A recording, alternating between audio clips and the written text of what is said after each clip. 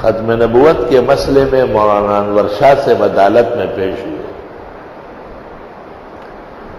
تو آپ نے کچھ گفتگو کی تو قادیانی وکیل نے کہا کہ حضرت باحوالہ بات کریں. آپ نے کہا یہ تمہید ہے، تمہید متکلم اپنے لیے قائم کرتا ہے، جب دعویٰ و دلیل کا وقت آ جائے گا تو آپ کا یہ عدالت کا کمرہ تنگ پڑ جائے گا. لوگ بڑے حیران ہوئے جب آپ نے اس پر کلام شروع کیا کہ انا خاتم النبیین لا نبی بعدی. یہ آیت قرآن کے برابر ہے، متواتر ہے، تعاملاً تعارفاً اعتقاداً یہ متواتر حدیث ہے. اصل میں ایک واقعہ ہوا تھا، ایک لڑکی کا نکاح ہوا تھا اور خاوند مرزائی تھا. لڑکی مضبوط عقیدے کی مسلمان تھی. اس نے عدالت میں استغاثہ دائر کیا کہ میں مومن مسلم حضرت صلی اللہ علیہ وسلم کو خاتم النبیین مانتی ہوں اور حضرت عیسیٰ علیہ السلام کو زندہ تابندہ آسمانوں میں مانتی ہوں، جبکہ میرا خاوند دونوں عقیدوں میں مخالف ہے.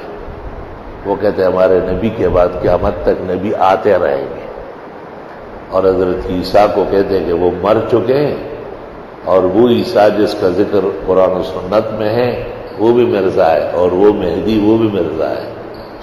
لہذا مجھے چھڑائی دی جائے، نجات دی جائے.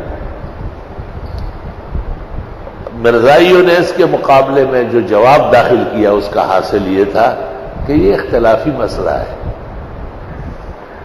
ہم بھی ایک اسلامی فرقہ ہے، جیسے مالکی و حنفی و شافعی و حنبلی اور شافعی و حنفی کا نکاح ہو سکتا ہے اختلاف کے باوجود.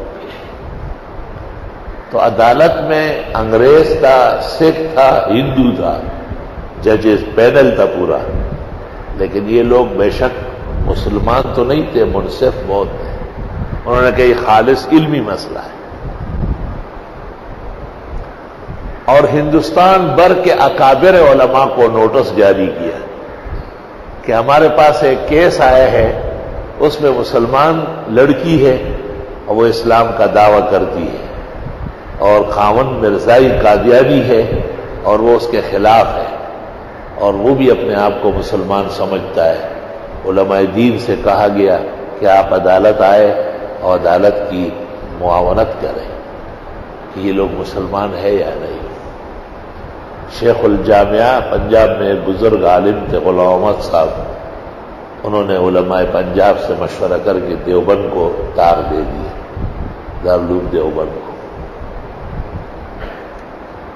یہ وہ زمانہ تھا کہ حضرت اقدس مولانا انور شاہ سے بیمار تھے اور انہوں نے خونی بواسیر تھا، پڑھانا موقوف ہو گیا تھا، اور ان کے پلنگ کے نیچے بالٹی پڑی رہتی تھی، چند گھنٹوں میں خون سے بھر جاتی، پھر وہ پھینک کے پھر اس طرح. تو دیوبند میں مولانا اسد اللہ صاحب شیر بے شاہ اور مولانا مرتضی حسن صاحب امام المناظرین اور شیخ الاسلام پاکستان کا اور بانی مولانا شبیر احمد عثمانی جیسے مفسر متکلم محدث اور مفتی کفایت اللہ فقیہ ہند اور احمد سعید دہلوی، انہوں نے اس موضوع پر تیاری کی کہ دارالعلوم دیوبند کی طرف سے ہم پیش ہو.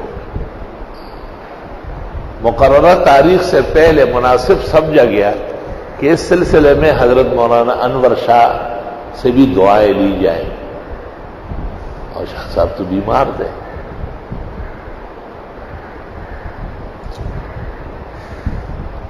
جب حضرت شاہ صاحب کی خدمت میں گئے، شاہ صاحب لیٹے ہوئے تھے اور طبیعت بہت ناساز تھی، لیکن جب یہ بات سنی تو ان سے کچھ سوالات کیے کہ مرزائی وکیل یہ کہے گا تم کیا جواب دو گے. انہوں نے جو جوابات تیار کیے تھے وہ سنائے، اور شاہ صاحب نے کہا بہت اچھا، آپ لوگوں نے بڑی محنت کی ہے، اللہ جزائے خیر دے اور شفاعت کا سامان بنائے، لیکن مرزائی فرقہ اور ان کے وکیل نہایت عیار و مکار ہیں. ایسا موڑ آئے گا کہ وہ آپ کو بند کرے گا. اور اندیشہ ہے کہ اس وقت تک میری روح نہ نکلی ہو اور میں بستر مرگ پر کانوں سے سنوں کہ مسلمان کیس ہار گئے. یہ میری زندگی کی تباہی کا واقعہ ہوگا اور شاید اس سے بڑھ کر رسوائی نہیں ہوگی، اس لیے میں خود جاؤں گا. وہ بڑے حیران ہو گئے اور حضرت شاہ صاحب نے جیسے ہی کہا میں خود حاضر ہوں گا اور مسئلے کی وضاحت کروں گا اور مرزائیوں کے ہر طرح اعتراضات و سوالات کا جواب دوں گا، تو شاہ صاحب کے اس کہنے کے ساتھ رنگ تبدیل ہو گیا اور وہ جو خون ٹپکتا تھا وہ رک گیا اور آپ بیٹھ گئے اور آپ نے اپنے خاص شاگردوں کو طلب کیا اور ان سے کہا جن جن کتابوں کا میں کہتا ہوں ان کے بستے تیار کرو.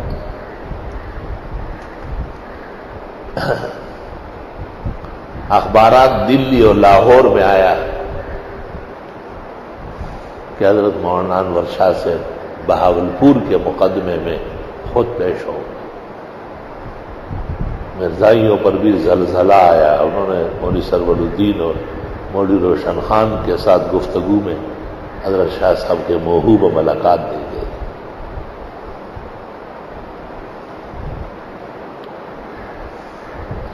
مولانا غلام احمد صاحب شیخ الجامعہ نے پورے ہندوستان، اس وقت ہندوستان تھا، یہ خبر شائع کی کہ حضرت مولانا انور شاہ سے بہاولپور کے مقدمے میں بنفس نفیس آئے گی. چنانچہ حضرت کے جو ہندوستان کے طول و عرض میں تلاميذ تھے جنہوں نے حضرت شاہ صاحب سے دور حدیث پڑھا تھا، وہ بڑا غیرتی طبقہ تھا. انہوں نے موضوع سے متعلق تمام قلمی اور مطبوع کتابیں جس علاقے میں جو ممکن تھی تیار کر. مقررہ تاریخ پر حضرت تشریف لائے. ہمارے استاد محترم مولانا ادریس صاحب میرٹھی جو بنوری ٹاؤن کے شیخ التفسیر اور استاد الحدیث تھے اور وفاق کے الوفات صدر تھے، وہ ساتھ تھے. شاہ صاحب نے ہاتھ رکھا تھا، لیکن جب عدالت پہنچے تو حضرت نے کہا مولانا ہٹ جاؤ، مرزائی دیکھ لیں گے کہ ختم نبوت کا وکیل کمزور ہے، میں چل سکتا ہوں. اسی غیرت و ایمان حضرت خود عدالت داخل ہو گئے اور ایک طرف بیٹھ گئے. مرزائیوں نے اپنے کیس کی پیروی کے لیے مصر سے وہ کلا طلب کیے تھے کہ ہمارے ملک کے علماء عموماً عربی بولنے میں کمزور ہوتے اور مروب ہو جاتے ہیں تو جواب نہیں دے سکیں گے. وہ مصری وکیل جو تھا وہ یہ بحث کر رہا تھا کہ ختم نبوت کی کوئی حدیث صحت کو نہیں پہنچی اور سب پر کلام ہے، یہاں تک کہ خاتم النبیین پر بھی کلام ہے. اس لیے اگر کسی نے نبوت کا دعویٰ کیا ہے تو اس کو کافر نہیں کہنا چاہیے. بڑا نازک اور اصول کا مسئلہ اٹھایا. پوری عدالت میں سناٹا چھا گیا. مولانا شبیر احمد اور مولانا احمد سعید دہلوی اور مفتی اعظم ہند مولانا کفایت اللہ، تمام اکابر ساتھ موجود تھے. سر شاہ صاحب پیچھے بینچ پر بیٹھے تھے. وہاں سے آپ نے آواز دی کہ فواتح الرحمود شرح مسلم الثبوت میں اس حدیث پر اجماع نقل کیا گیا ہے کہ اس کے متواتر ہونے پر اجماع محدثین و فقہاء. اس نے کہا کہ وہی لکھا ہوا ہے کہ غزالی نے اس کو ضعیف کہا ہے. حضرت نے کہا کہ عدالت سے درخواست کرتا ہوں، قادیانی وکیل مکر اور درو گوئی سے کام لے رہا ہے. فواتح الرحمود وکیل کے ہاتھ میں جج لے لے، میں صفحہ اور سطر بتاتا ہوں.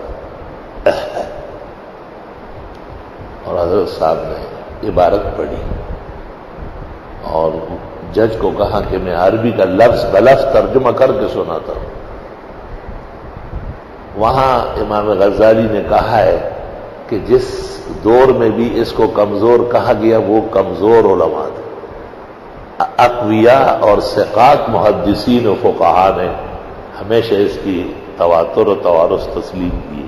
بالکل برعکس پیش کر رہا تھا مرزائی وکیل، کیونکہ عموماً علماء کو اتنی زیادہ اطلاع نہیں ہوتی۔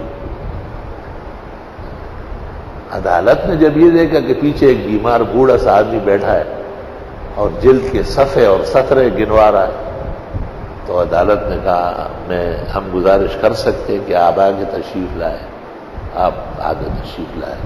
عدالت نے وکیل کو کہا خاموش ہو جاؤ، بالکل، ورنہ گرفتار کرا دوں۔ توہین عدالت ہے، جھوٹ بول رہے ہیں آپ۔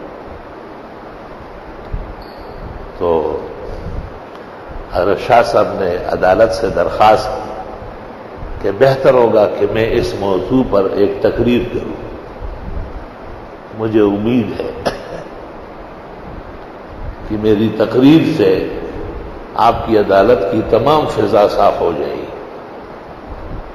اور دو مسئلے اس وقت زیر بحث ہے، میں اول ختم نبوت بیان کروں گا، آیات و احادیث آثار سے عرض کروں گا کہ یہ مسئلہ قرآن کریم کی طرح پختہ و مضبوط ہے کہ ہر طرح کی نبوت اور رسالت ہمارے پیغمبر پر ختم ہے، اور آپ کے بعد صرف عیسیٰ مسیح آئیں گے اور اس عہد کے امام مہدی ظاہر ہوں گے، باقی کوئی چھوٹا بڑا ٹیڑھی جاپانی نبی نہیں آئے گا۔ عدالت نے درخواست کی کہ ہم بہت خوشی محسوس کریں گے، اور وہ تو ایک ہی حوالے سے متاثر ہو گئے تھے بہت سخت۔ آپ نے اس وقت جو گفتگو کا آغاز فرمایا، اس مناسبت سے یہ بات یاد آئی کہ جب آپ نے کچھ کلام کیا تو قادیانی وکیل نے کہا آپ دلائل دیں۔ آپ نے کہا یہ میری تمہید ہے۔ تمہید متکلم کے لیے ہوتی، دعوے کے لیے ہوتی۔ جب دعوی و دلیل آئیں گے تو یہ عدالت کا کپڑا تنگ ہو جائے گا۔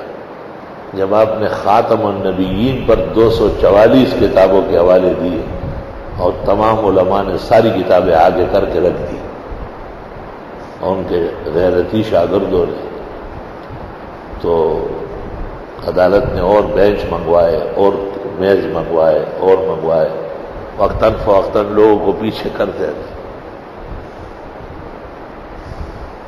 کتنے ہزار کتابیں منگوائی گئی۔ اس دوران عدالت نے درخواست کی کہ ہم آپ کے مقابلے میں فریق مخالف کی کوئی بات نہیں سنیں گے، وہ ان کی رسائی آپ کے علم تک نہیں ہے۔ ایسا ہو سکتا ہے کہ آپ صرف کتابوں کے نام لے اور حوالے کتاب نہ منگوائے کیونکہ جگہ نہیں رہی۔ آپ نے کہا ایسا ہو سکتا ہے۔ قادیانی وکیل کو خاموش کرنا آپ کا کام ہے اور مسئلہ سمجھانا میرا کام ہے۔ آپ نے اس ایک مسئلے پر 5 گھنٹے تقریر کی اور دلائلوں کے انبار لگائے۔ تو عدالت نے پوچھا کہ حضرت والا کا حافظہ اور اطلاع اور صلاحیت مشینری سے بڑھ کر ہے، دنیا میں کوئی کمپیوٹر کوئی مشین اس طرح نہیں ہو سکتی۔ آپ نے فرمایا یہ دین کی تائید کے لیے اللہ کمزور بندوں کو بھی قوت دے دیتا ہے، تواضعاً فرمایا۔ اور اس ججمنٹ میں ججز نے لکھا ہے کہ ہم نے یورپ اور کائنات کے بڑے کتب خانے اور لائبریریاں دیکھی۔ ہماری عدالت میں آج ایک مسئلے میں دیوبند کا ایک مدرس مولانا محمد انور شاہ پیش ہوا ہے۔ ہم نے ان جیسے حافظہ و یاداشت اور دنیا کی کتابوں تک رسائی نہ کبھی سنی ہے اور نہ دیکھی ہے۔ عدالت کو بہت فخر ہے اور بڑی خوشی ہے کہ کائنات کا ایک فرد فرید آج پیش ہوا ہے، اور اس نے مطلوبہ مسئلے میں عدالت کی بھرپور تعاون کیا ہے، اور عدالت اس نتیجے پر پہنچتی ہے کہ جس کو اسلام کہتے ہیں اور انبیاء و مرسلین لائے، اور آسمانی مذہب ہے جس کے آخری پیغمبر محمد رسول اللہ ہے، وہ اسلام اتنا مضبوط ہے کہ کوئی بھی اس کے خلاف کرے یا دعویٰ کرے اس کو نقصان نہیں پہنچ سکتا، جبکہ اس میں مولانا محمد انور شاہ جیسے علماء ہو۔ اور جو شخص اپنے آپ کو کبھی مدعی نبوت، کبھی مجتہد، کبھی مجدد، کبھی مہدی کہتا ہے، وہ مسیح یعنی غلام احمد قادیانی، وہ بالکل اسلام کے علاوہ ایک نظریہ ہے۔ ان عقائد و اعمال اور تناظر کا اسلام سے کوئی تعلق نہیں، وہ بالکل غیر اسلام ایک مفروضہ ہے، وہ جعل سازی ہے، یہ لکھا ہوا فیصلہ ہے۔ دیکھیے مقدمہ بہاولپور جو ختم نبوت نے شائع کیا ہے، اور اس واقعے کو ہمارے عزیز دوست مولانا رشید احمد صاحب لدھیانوی جو رحیم یار خان میں تشریف فرما ہوتے ہیں، جمعیت علماء اسلام کے بھی کوئی ذمہ دار ہے، اصل میں وہ لدھیانہ کے ہیں، اور مرزے پر سب سے پہلے فتویٰ علماء لدھیانہ مولانا محمد لدھیانوی اور ان کے بیٹے اسماعیل لدھیانوی نے لگایا تھا۔ اصل میں لدھیانہ اور قادیان اس طرح ہے جس طرح گلشن اقبال اور گلستان جوہر ساتھ ساتھ ہے، اور دیوبند بہت دور ہے، تو حضرت گنگوئی کو اور دیگر اکابر دیوبند کو مرزے کی تحریرات نہیں پہنچی تھی، تو از روئے احتیاط انہوں نے بعد میں تکفیر کی۔ اس سے بعض بدعتیوں نے کچھ اور بنایا، اس کا جواب مولانا رشید احمد لدھیانوی اور ان کے بڑوں نے دیا ہے۔ اصل میں ایک فتاوی شائع ہوا ہے، فتاوی قادریہ، اس میں بہت دجل اور لبس اور مکر اور دروغ سے کام لیا گیا تھا، تو اللہ جزائے خیر دے عزیز القدر مولانا رشید احمد لدھیانوی کو، جنہوں نے اپنے آباء و اجداد کے علم تراث بھی زندہ رکھا، اور حضرت شاہ صاحب کے بارے میں یہ انمٹ نقوش وہاں موجود ہے۔ آج کل اس کتاب کا نام ہے مرزا غلام احمد قادیانی پر کفر کا فتویٰ، سب سے پہلے علماء لدھیانہ نے لگایا۔ یہ کتاب میں نے دور حدیث میں کہا ہر عالم و طالب کے پاس ہونا چاہیے۔ بلکہ عزیزم مولانا رشید احمد لدھیانوی سے اجازت لے لوں گا، احسن علوم کی طرف سے برادرم ہمایوں مغل شائع کرے میرے کچھ معمولی سے مقدمے اور تعارف کے ساتھ، تاکہ ہم اپنے درس کے بھائیوں کو فوراً تقسیم کریں۔ علم کا خزانہ و گنجینہ ہے، اور انور شاہ صاحب کے علوم کا مظہر عتم ہے۔ یہ جہان فانی ہے، کوئی بھی شیلا فانی نہیں، پھر بھی اس دنیا میں انور شاہ کا ثانی نہیں۔